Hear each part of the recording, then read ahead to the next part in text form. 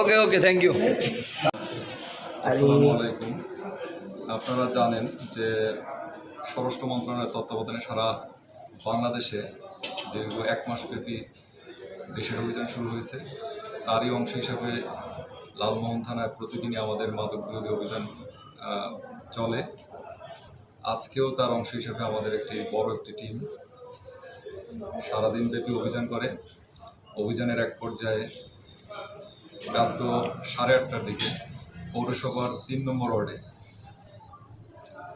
মোহাম্মদ শরীফের বাড়িতে একটি অভিযান পরিচালনা করা হয়।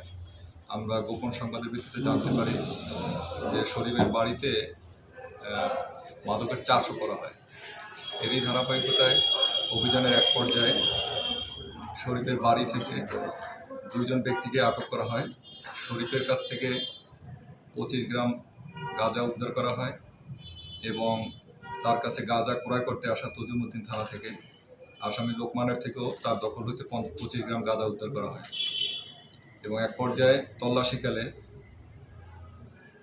শরীফের মা কুসুম বেগমের দেখানো মতে তার বাড়ি সংলগ্ন দেয়ালের পাশ থেকে একটি গাঁজা গাছ উদ্ধার করা হয়, যা প্রায় 6 ফুট লম্বা।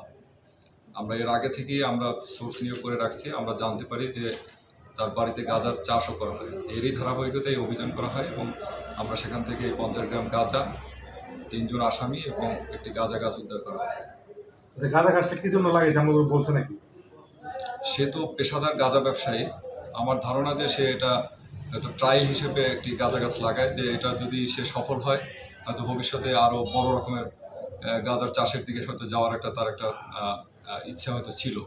তো স্বাভাবিকভাবে আমরা যখন জানতে পারছি, আমরা এই গাছটা উদ্ধার করছি এবং সে যাতে ভবিষ্যতে এই ধরনের ব্যবসা এবং এই গাঁজা চাষের আর উদ্যোগ না নিতে পারে, আমরা সেই বিষয়ে সতর্ক থাকবো। লালমোহন থানা পুলিশ। Thank you.